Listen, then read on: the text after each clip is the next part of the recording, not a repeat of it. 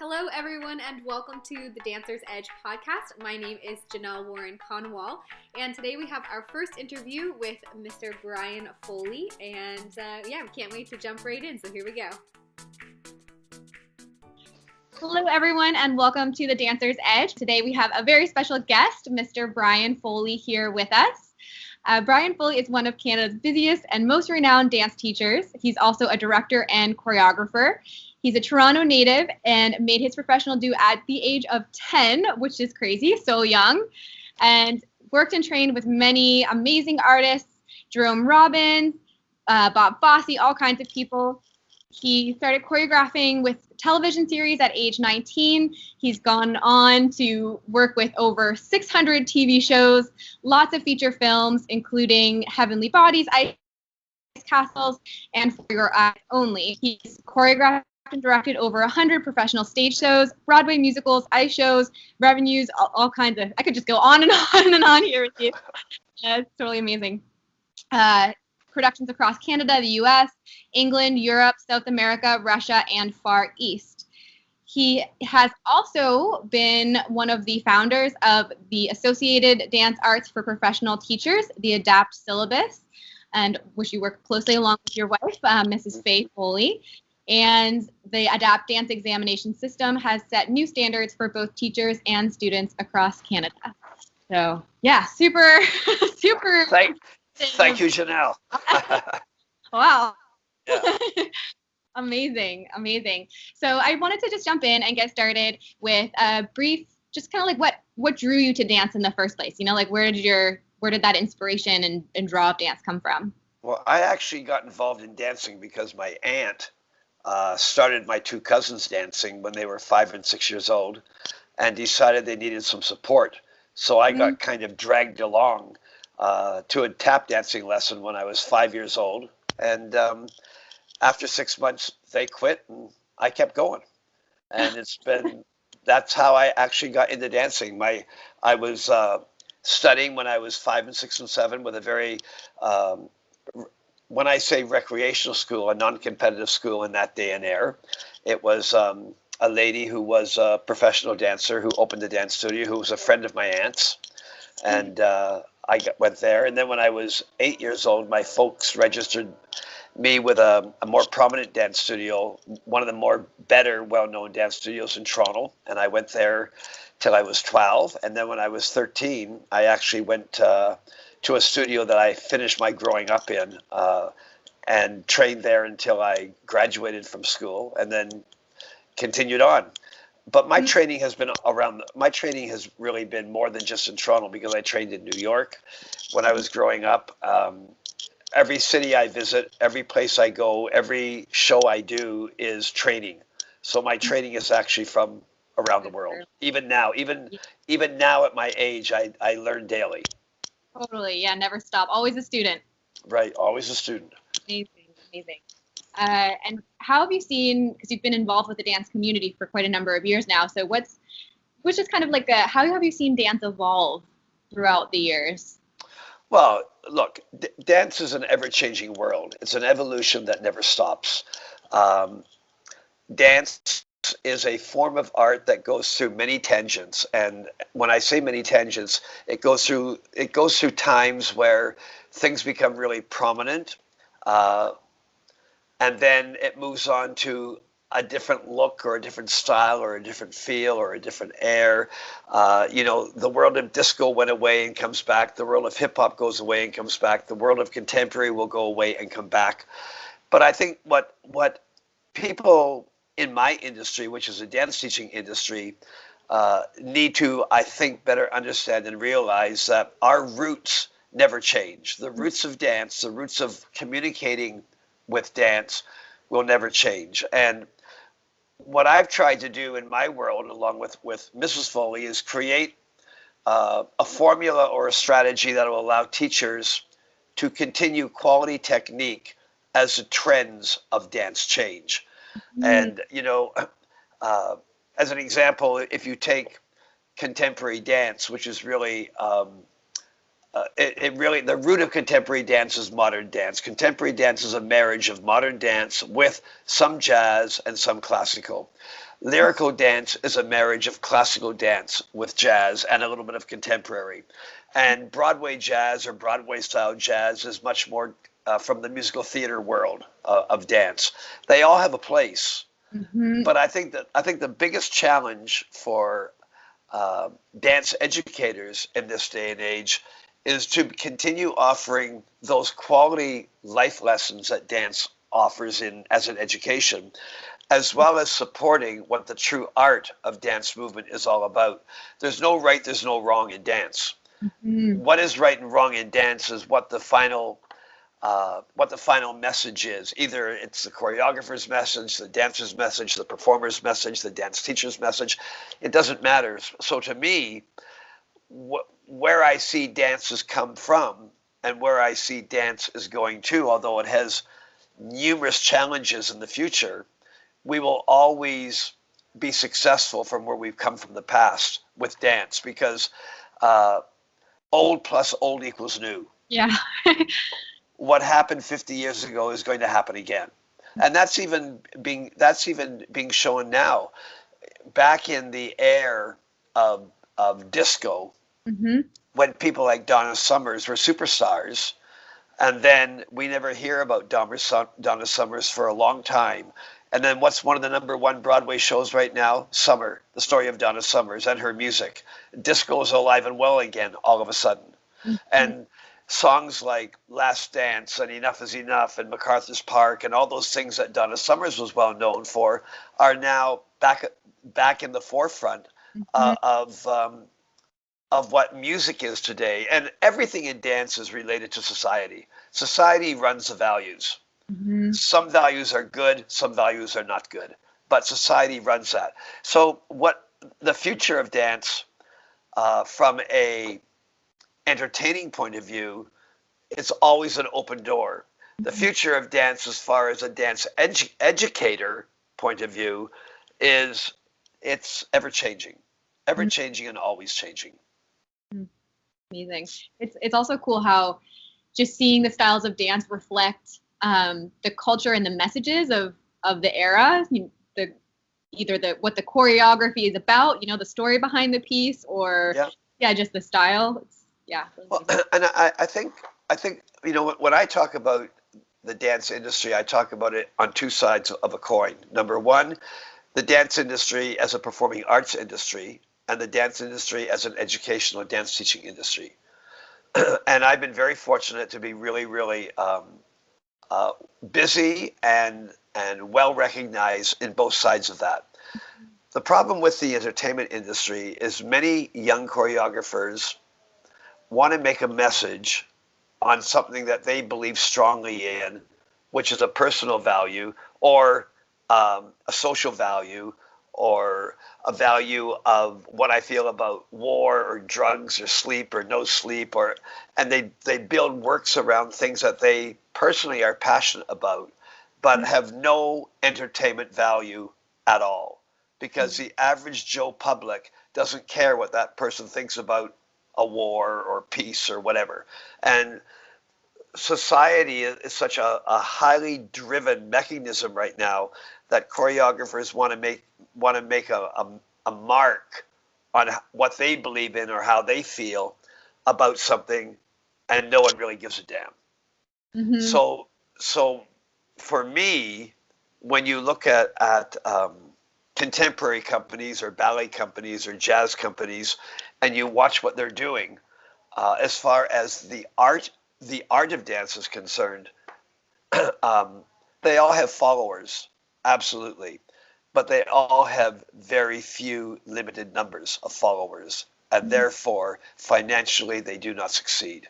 And if you look at dance in the big musical theater world, in the Broadway world, in the Las Vegas world, in the large entertaining theaters around the world, not just in New York City, but in London, in Berlin, and even in Russia now, what survives and what makes money are things that are entertaining to the eye.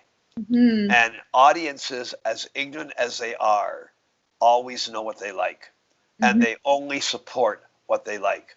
So, you know, a show like Summers on Broadway makes multi-millions of dollars a month, and a just as entertaining, artistic, wonderful, giving choreographic show in a small community theater is starving because there is no versatility in that message.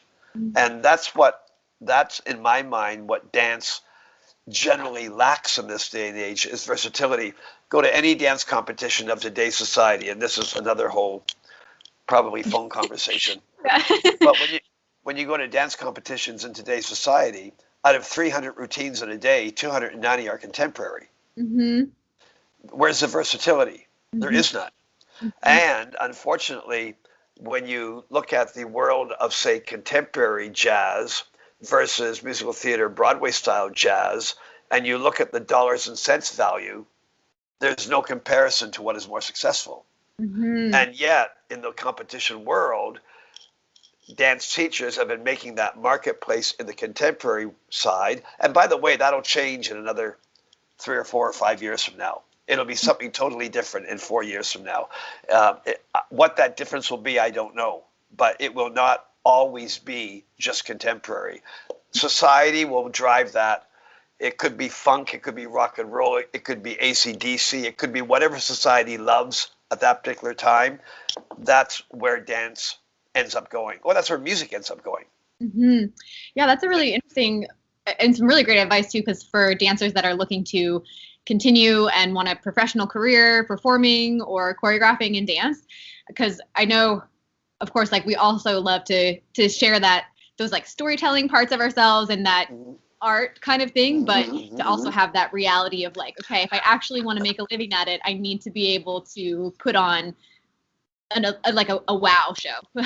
Exactly, Janelle. And not only that, but in the dance training industry 20 years ago, most children studied ballet, tap, jazz, acro dance, or ballet, tap, jazz, a bit of hip hop, or whatever. It was all comprised into that structure of what brings more versatility to the dancer. In this day and age, a lot more preference is put on contemporary with a ballet foundation, very little tap or versatile structure in there. Maybe a little bit of gymnastic, back handspring, aerial cartwheel. Maybe a little bit of acro dance to develop more strength and flexibility in the dancer. But it's all for that contemporary identity. And yet, if you wanted to be a professional dancer in any Broadway show or book show or any review, any review in any country, the choreographer is never going to say, "Show me your contemporary." Mm-hmm. Yeah. There ain't there ain't one show on Broadway right now that is buried with contemporary dance. There may be a contemporary movement in a piece of choreography, but it's all based on what is entertaining. And I'm not saying contemporary dance can't be entertaining. Of course it can be, to that small nucleus of people who love that contemporary feel. And it's, contemporary dance is not new in our world because contemporary dance comes from modern. Look at the Royal Winnipeg Ballet. They were doing contemporary works 30 years ago. Balanchine was doing contemporary works with ABT 25, 30 years ago. It's not new. What we've done as a dance society is we've embraced it as being the only thing going right now, which is unfortunate. Mm-hmm. Well, I hope this encourages my students to take more tap, because that's something that we are always trying to offer and like encourage more students. And like we have a really strong, like for here anyway, for us, we have a really strong jazz program, strong Right. hip hop, strong contemporary, but Yep. a small tap program. And it's interesting. One of the reasons why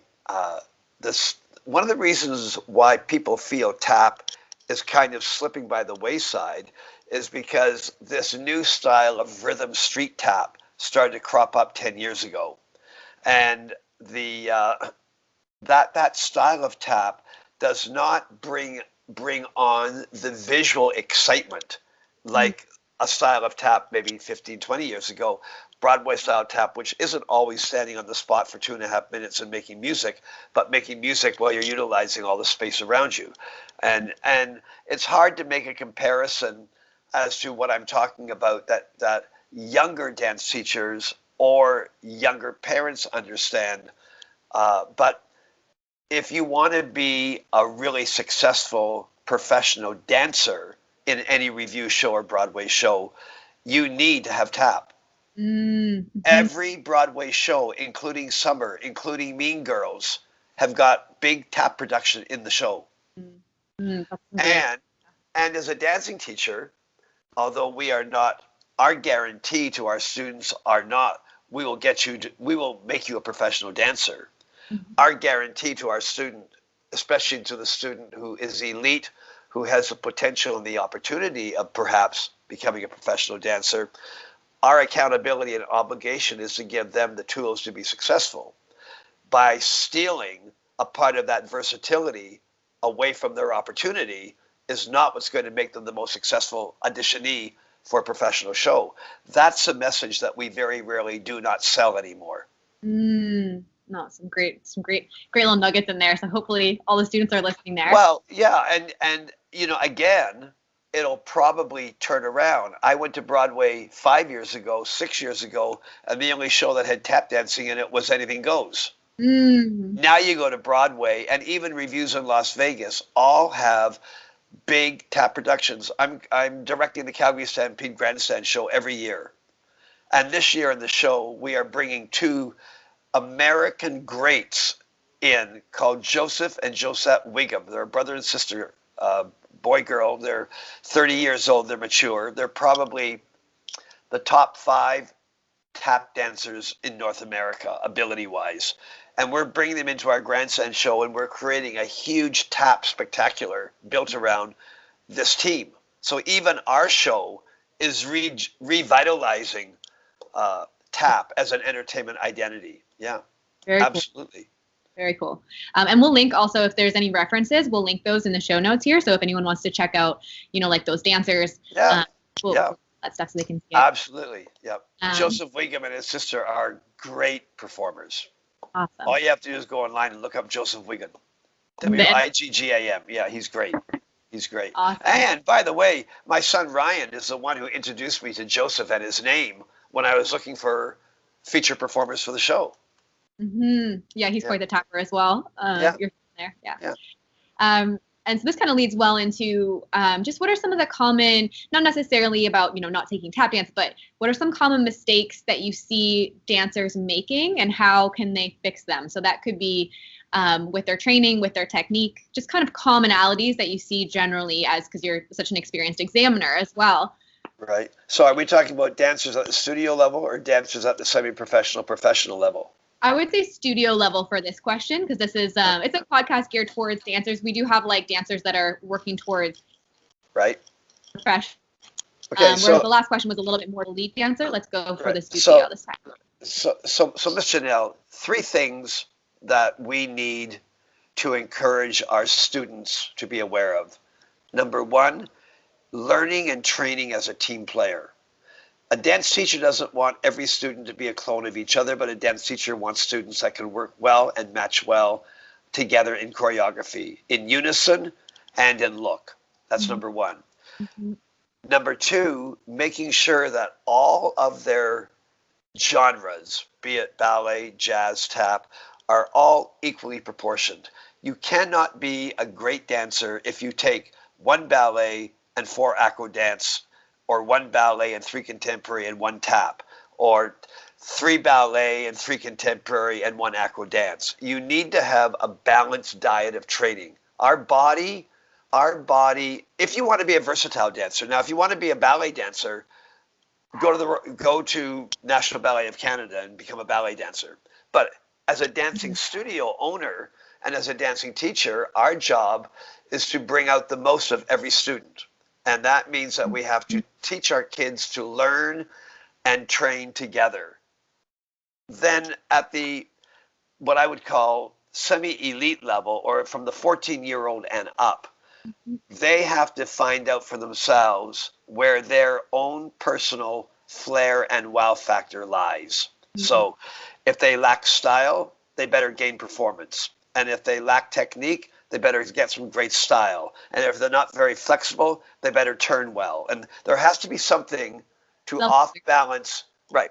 Every student has got good qualities and not so good qualities. Every student has qualities that they can embellish and qualities that need to work on.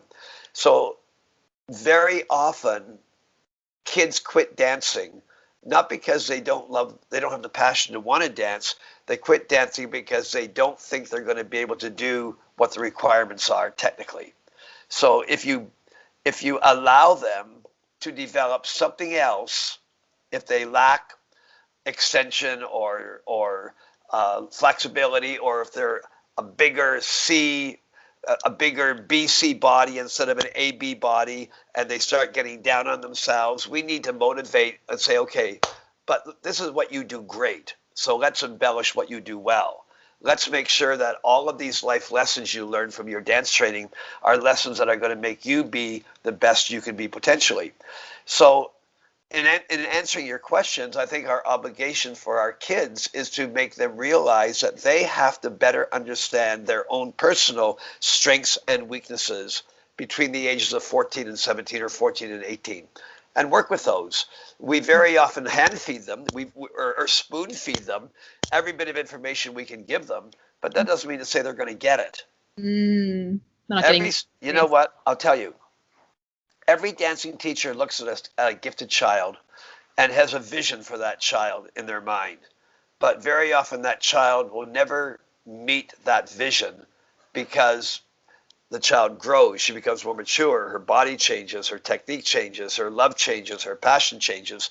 So as dancing teachers, instead of creating that student to be what that teacher wants the student to be, maybe the teacher should be grooming the student to be what the student needs to be. Does that make sense when I say that? Mm-hmm. Yep, definitely. And yeah, so just being that is the great science of being a great dancing teacher.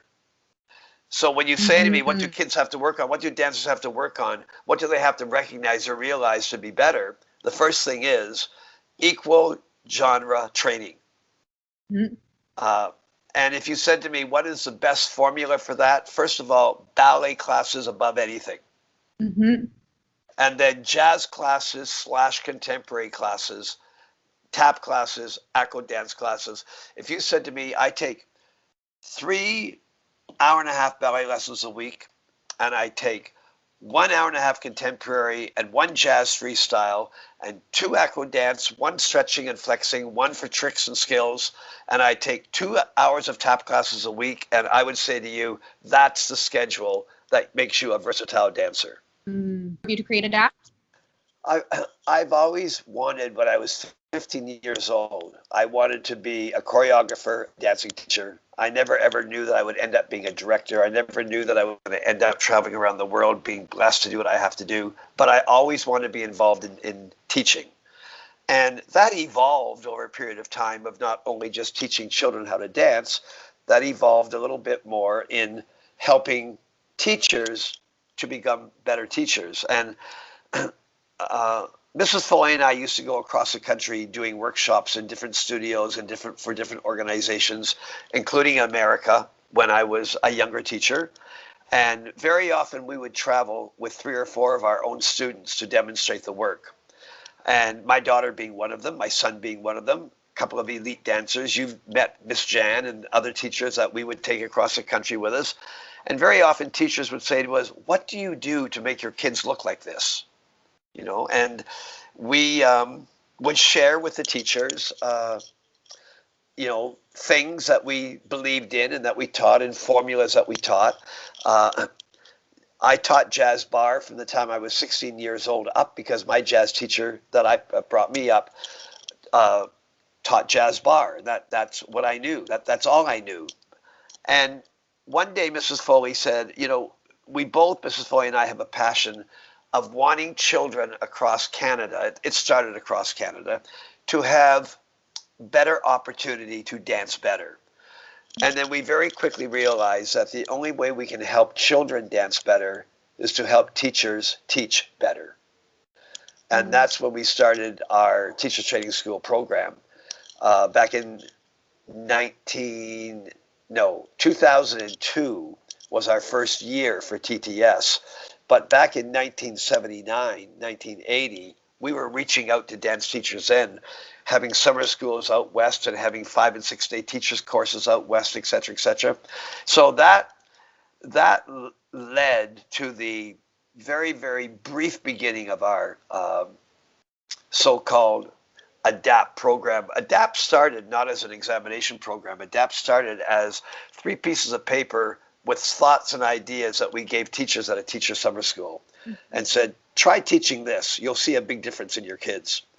Then they came back the next year to the same summer school and said, wow, we can't believe how our kids are improving. What else can you offer us? What else do we do now? And then we would offer more information. And then a couple of teachers said, you know, we really don't know whether we're really teaching this correctly or not. Could you come into the studio and work with our kids and let us know if we're in the right direction? And ADAPT was never known as ADAPT. It was known originally as the Brian Foley system. And we quickly changed that from the Brian Foley system from in around 1983 or 84 because I didn't want it to be recognized as a Brian Foley syllabus. But that's how ADAPT got going. It got going by us stepping into studios and working with their children, critiquing their children, sharing information with their teachers. And our exam system is now going into 40 years next year. Yeah, and we've been implementing it here at our studio and just love it. 2020 is our 40th anniversary. TTS started in 2002. We've had almost 1,000 graduates from TTS over the years. And Janelle, all of those graduates that come to TTS, I know that a lot of them will probably not follow through with teaching dance. And I know a lot of them will use all of the information, but perhaps not participate in exams for their children. It's whatever works best for the teacher or for the studio. But more importantly to Mrs. Foley and I and to our entire ADAPT team is that children are being taught with a structure that works for the recreational and the elite dancer. That's all that's important. And would I have thought 40 years ago where it was going to go to? Absolutely not. Would I have known 40 years ago that we now go to Hong Kong and Singapore and Jakarta? I'm going to Mexico next week for 5 days. We're going to Australia in December.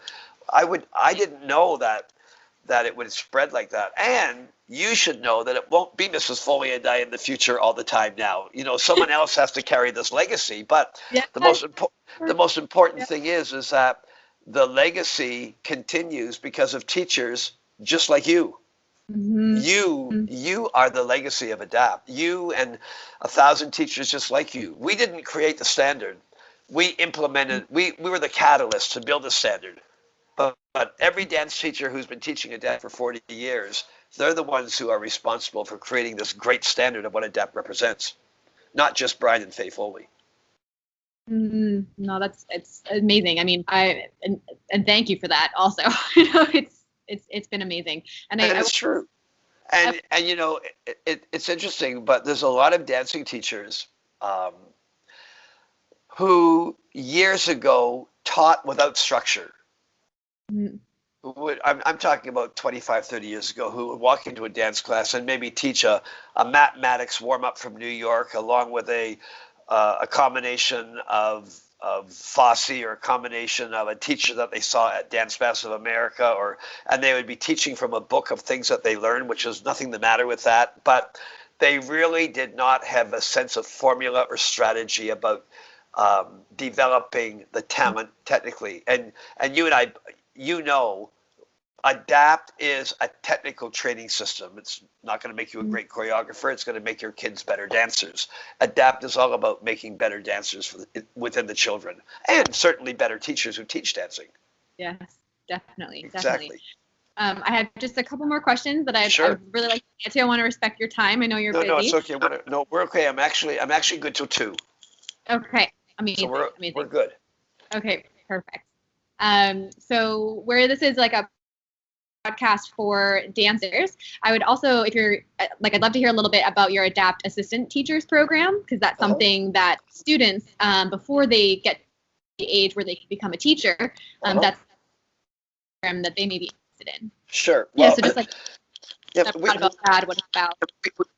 yeah, we were put into a situation a few years ago where dance teacher or dance studio owners wanted to send their younger teachers to TTS, but they were only 16 and 17 years old. And let's face it, at 17 years old, you may have the passion to want to teach dancing, but that doesn't mean to say that you're going to be a good dancing teacher at 17.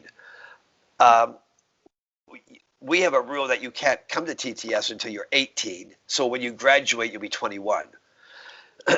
So we thought that it would be a good idea to perhaps introduce a program where younger 14, 15, 16-year-olds could come and for 3 or 4 days train in a program with a professional faculty and basically talk about what it takes to be a good assistant teacher for your studio or for your teacher. What are the responsibilities? What are the accountabilities? What does my dance teacher expect of me as an assistant? What are my responsibilities as an assistant? How important is it that do I have to be an advanced dancer to be an assistant teacher? Things like that we cover. So Mrs. Foley and I decided that we should implement this opportunity to do an assistant teachers program, never knowing how it would ever go.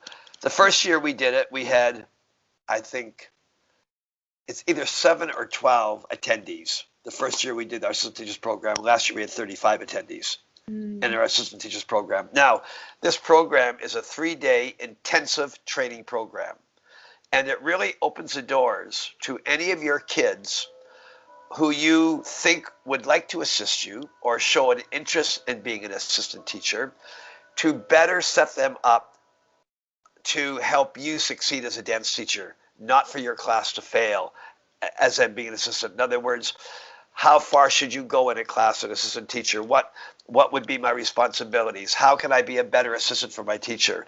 Number one, by making sure that you dance every step the best you can dance it. And don't ever mark as an assistant teacher in front of the class. Your teacher wants you in there dancing for the children in the class. They get their own dance class in the assistant teachers program once a day. One's a jazz class, one's a musical theater class, one's a ballet class. They get their own nurturing class, as well as lots of opportunity for the assistant teachers program. And this has turned out to be a much, much more successful program than what I actually had initiated in the beginning. And that's because of people like Barb Jackman and Jennifer Jackson, who have taken over this particular program to grow it. It certainly is a great stepping stone if they do grow their passion to want to teach dancing in the future. It's certainly a great stepping stone to TTS, to professional certification. But it also makes the assistant teacher realize at 15 or 16 years old not only what a great opportunity this is within their studio, but also how accountable they need to be and what responsibilities play being an assistant teacher. And that's what this program teaches. Amazing. No, that's such a great thing. And just my last question, and maybe we can gear this maybe 1 or 2, however many you like, biggest tip you would have for a dancer who's coming out of like intermediate interested going into elite and like a 10, 11 to 12, 13 age, and then 1 or 2 tips for the dancer that's like 13, 14 entering into an advanced dancer stage. Yep. Okay, so first of all, one thing that I think is really important for all kids who are making a transition as they mature and as they continue on with their dancing, to know that when you get into pre-intermediate, the work is a lot harder than when you were 8 and 9. Mm-hmm. And when you get into intermediate 1 and 2, the work is a lot harder than what it was at pre-intermediate 2. Mm-hmm. So I think, first of all, the kids have to realize that because the work is more demanding, the work ethic becomes more demanding. And the amount of time you put into your dance training becomes more demanding. So don't complain that you have to be at the studio 3 nights a week. And don't complain if you have to be at the studio on Sunday for 5 hours, because that is what comes with being an intermediate dancer. Mm-hmm. And if you want to be an intermediate dancer and you've got the ability to stay in your studio until you graduate, then they need to realize that it doesn't get easier. However, because the work gets harder, the skill and the technique gets more demanding, but also the personal reward is greater when you've achieved. Mm-hmm. And it's got nothing to do, Janelle, with how many lessons they take.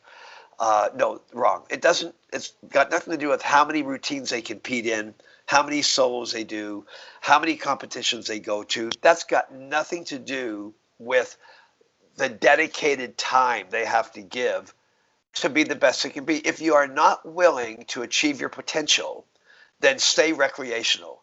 Take dancing once or twice a week just because you love to dance. And don't look upon it as wanting to fulfill that potential.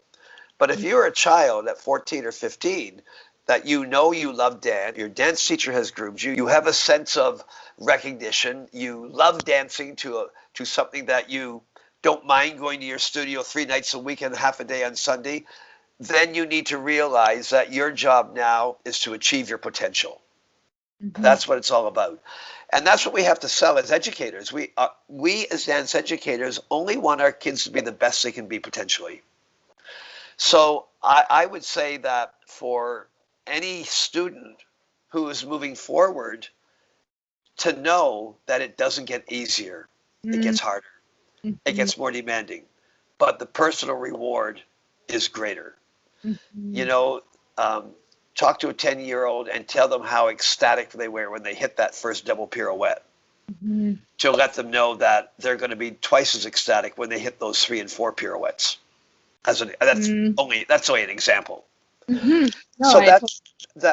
and I think also students who are at the elite level do have to understand that the genre they study and the amount of time they put into each genre is really, really important, and how they use what they've learned to to the best of their ability. And you and I both know that when they become 24 and 25 and 26, and we've talked about this at TTS, when they become 25 years old, they will never remember what that mark was in their exam. They'll never remember how many gold medals they got at competition. They will never remember uh, um, what rewards they achieved, at the year-end show when they got a special award or something.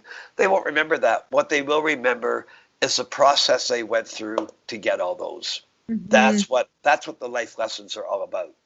So I Mm-hmm. think kids at 13 and 14 have to be better groomed in understanding that. Mm-hmm. Mm-hmm. Yeah, if you want that elite dancing and to be able to do all those things, you have to be And willing to put in the work. and Janelle, many 13, 14, 15-year-olds quit dancing, especially elite students, quit dancing, not because they don't love to dance, just because they don't get it. They don't get it, and they haven't been trained to get it. When they get it, they don't quit. Mm-hmm. And I mean, there's all reasons that we know why kids stop dancing. But when you've got an elite student who's gifted, our job is to motivate that gift to as far as we can. Mm-hmm. Amazing. And kids have to realize too that, the excuse of I've got homework, or I'm missing my school dance, or I want to go out Friday night with my boyfriend, all those excuses of why you should quit dancing, they don't realize that you can still do all of that and keep dancing. Mm-hmm. That's Well, I can't come tonight because I have to study. It's a Thursday night. She has to study, but she's out until 7:30 or 8 with her girlfriends before she goes home to study.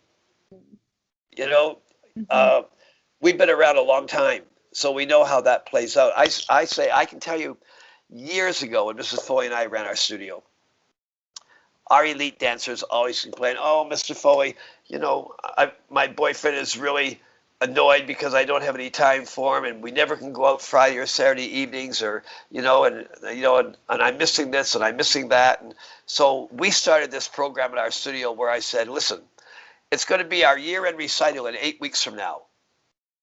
all of you bring your boyfriends to the studio. They're going to become the crew for my show. They're going to go downstairs and build while you're upstairs training. And you know what?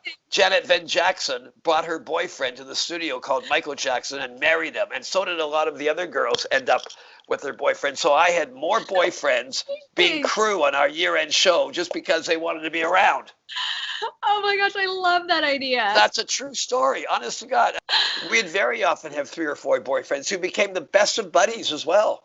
Mm-hmm. And they ended up going out together. You know, there is wisdom in me and allowing those girls not to make excuses, but to help them fulfill that passion. Totally. Yeah, it's balance. I'm just telling you that story as an out of pocket story, but it's a true story though. Yeah, no, that's amazing. I love that story. Yeah, it's a true story. Well, then bring your boyfriend to the studio. I'll give him some work to do. Amazing. And I actually have one more question. I'd love to go ahead. Here, just because at our studio we have actually quite a number of male dancers, and so do you just have any tips for them, just as a male dancer? Okay, so do you want tips in training, tips in how to stay in dance, or tips in where to go in dance? I can tell you one thing, that in this day and age in our dance industry, male dancers, especially male dance teachers, performers, I'm saying performers, teachers, have the opportunity to make a really, really good living. Mm-hmm. Males can make a lot of money in the dance industry, but you have to be one of the best males.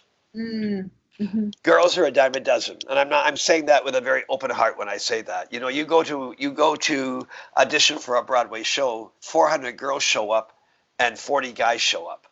Mm-hmm. So the 40 guys, those top 4 or 5 get the job.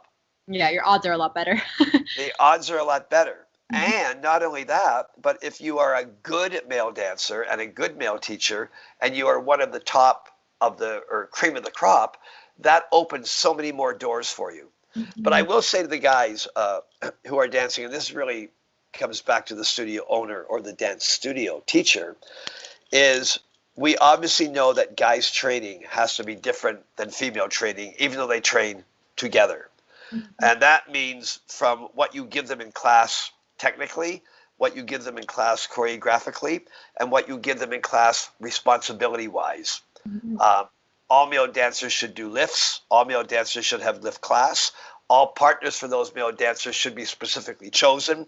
There's lots of wonderful things that you can build into your studio program for male dancers, even starting at 6 and 7 or 8. Mm-hmm. What the most difficult challenge used to be for boy dancers was when they got to be 12 and 13, the ridiculing they very often took from their school chums at school. Mm-hmm. When they wanted to stay in dance. Now, society has turned that around a little wee bit. For a guy right now, the success is in the palm of their hands. Yeah. If they train well and they're smart. Absolutely, Janelle. It's in the palm of their hands. Mm-hmm. I don't know whether you remember, there was a teacher, grew up in Ottawa. His name is Jeremy Morganby. Jeremy trained with Greta Leeming in Ottawa. He's graduated from TTS last summer.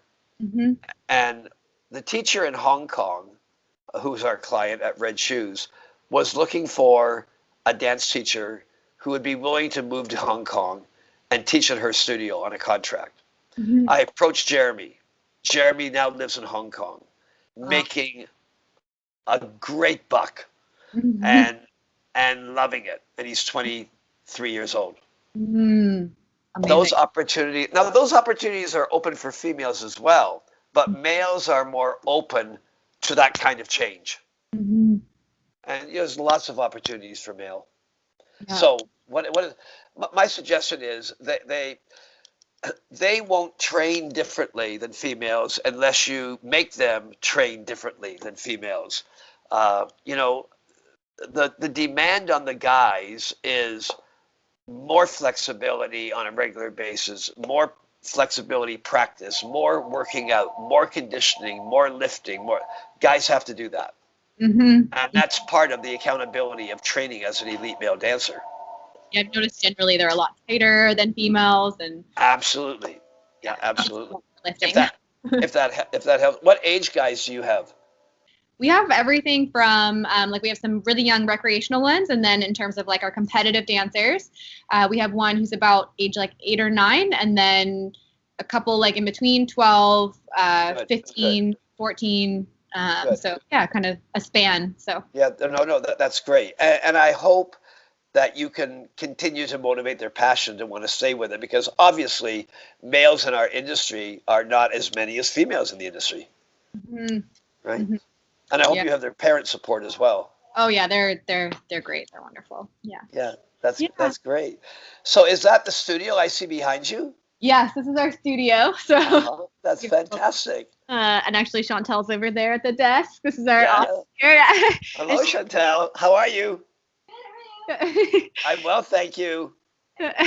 That's great, Janelle. Yeah, this is one Well, of our. Janelle, Yeah, thank you so much for making the time to talk you're with us. very welcome. It's an And absolute pleasure. yeah, and Thank I you. want to take just a quick moment and just acknowledge you for like everything that you've done for the dance community and Sure. just giving back to all of the teachers and all the students. Okay. So thank you so much. That's all my stuff. Okay. Thank you so much, Janelle. Have a great day. Thank you. Hi to Mrs. Foley. I will. Thanks for adapting. Thanks for tuning in for this week's episode of the Dancer's Edge podcast. You can also find us on Instagram at thedancers.edge. If you like today's podcast, we'd love to hear what you think. Leave us a review on iTunes or wherever you listen to this podcast. Make sure you subscribe and don't forget to share it with a friend. Thanks, and we'll see you next week on the Dancer's Edge.